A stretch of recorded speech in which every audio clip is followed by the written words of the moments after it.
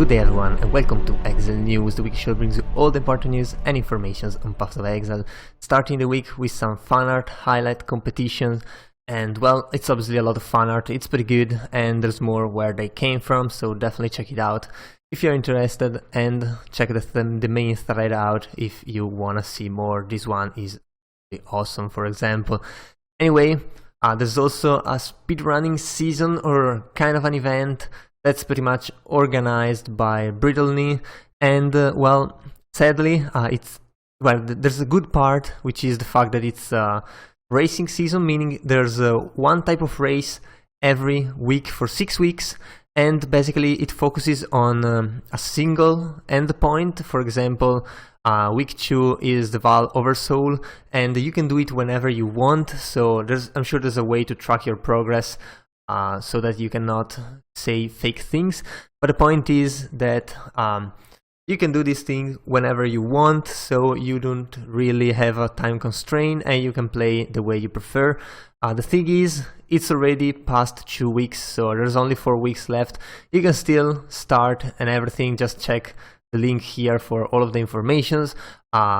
I don't know why they posted this so late when it was already done pretty much, but I mean, there's still 4 weeks, so if you want to have some fun with races and this kind of season, definitely check it out.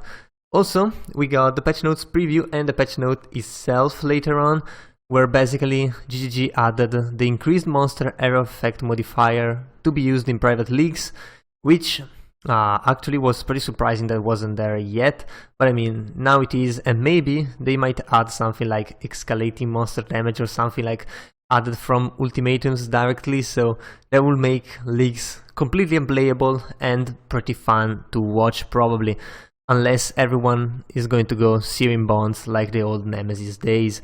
But anyway, they also changed Hateforge to work with Val attacks used by traps and mines again. This is only for this league, and this is because people made builds for those, and those builds got like destroyed. So GG is restoring this change only for this patch until the next league, after which they will nerf it back again, which makes kind of sense, even though, I don't know, they tend to keep those things alive for far too long usually. Other than that, it's a lot of bug fixes, which, I mean, it's always good to have. Also, we've seen some Ultimatum statistics, and it's been a while since we gotten the statistics, so pretty nice to see. Also, this time they are more interesting than usual, most likely because Ultimatums are more interesting than the usual leagues. I guess maybe that's just me, I don't know. Still, they divided in 3 groups, 2 to 72, which is pretty much leveling mode, 73 to 77, which is starting maps and gearing up, and 78 plus, which is kind of like yellow into red maps. So you can see wave 10 is only available after level 78 and only a 60% completion rate of the wave that actually got started. So not very high, and well, wave 10 is the Trial Master encounter pretty much, so it's understandable. Everything else is above 92-95% completion rate, so pretty easy to complete for the most part, although it's also pretty easy to die if you don't if you kind of turn off your brain for a moment, as is Path of Exile normally, I guess. Also, the different types, you can see that the stone circles are the hardest as they get completed less and less. And personally, I find Defend the Altar sometimes harder than the others, mostly because it really depends on your DPS, and if you do not have enough DPS, you might run into some monster that just destroy the altar itself before you can kill them. Although I suspect most of the builds just go higher DPS and less defense, making it easier to defend the altar when you're not attacked than defeat monsters or survive when they are actually attacking you. So yeah, that's that type of gameplay, and unsurprisingly, of course, again, stone circles pretty bad as they have you standing still, and in combination with some modifications like, I don't know, the thunders maybe, these might get pretty hard to do. And also, you can see the failure rate for every mod that's there, and what's surprising is that escalating damage taken is on, for example, around 20%, while flasks is actually above that. We know that flasks are kind of the strongest point in Path of Exile, so if you usually just piano your flasks, especially in Ultimatum, you just drop all of the flasks at once, kill some monsters, refresh them, just keep them with 100% uptime. You do not even need Pathfinder Ascendancy or anything like that, just kill and keep your flasks up.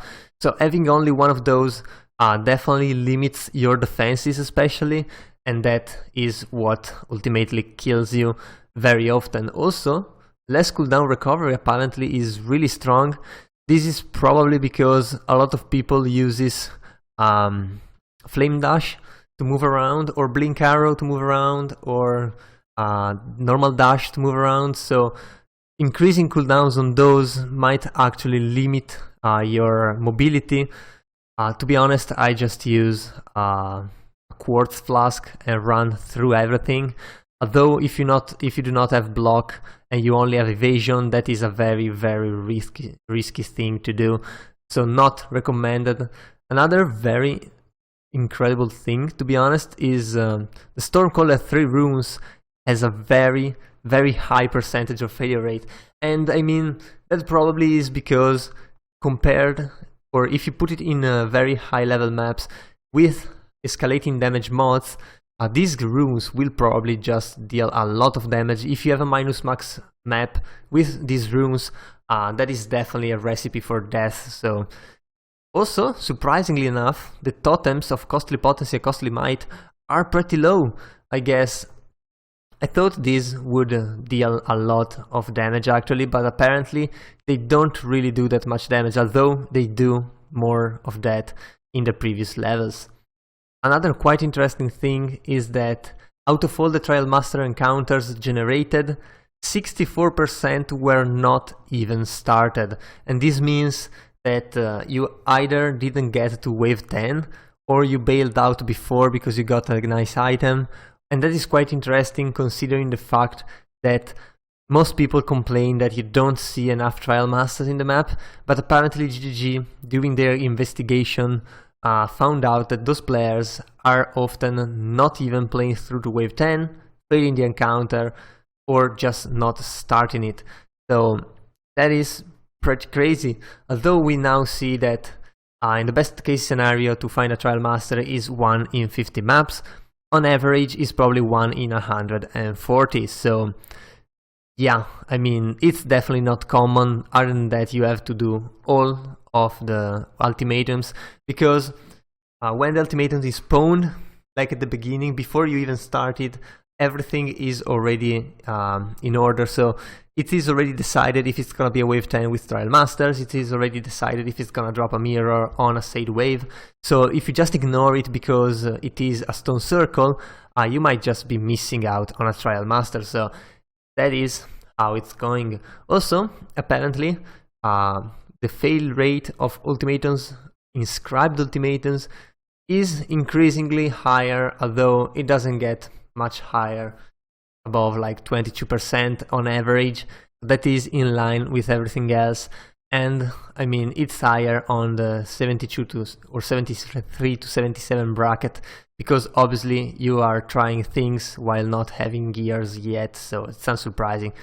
Anyway, as far as rewards go, 173 Mirrors of Kalandra were generated as reward, but only 70 were actually obtained. So yeah, I mean that hurts.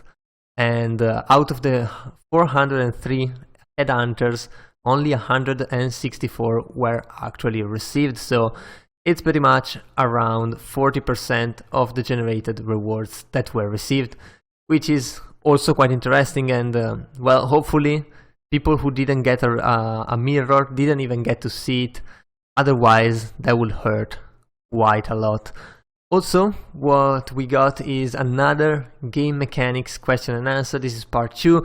Again, there's a lot of question and answer, obviously, what will you expect, but we're not gonna go into any of those except this last one here, which is map drop equity. And if you don't know what it is, you can definitely check it out. It's pretty interesting. This might be why sometimes you're not dropping maps, so definitely give a read into this. There's also some posts on Reddit about this, so definitely check it out because it is interesting if you want to progress your maps in the Atlas. This, if it's even possible, might be a reason why you're getting a little bit stuck or dropping less map than you would expect to. But yeah, I guess that was all for this week, so if you enjoyed the video, leave a like and a comment down below. Also, if you want to remain updated every week, be sure to subscribe to my channel. That was all. I've been your host Arjun, and I'll see you guys the next time.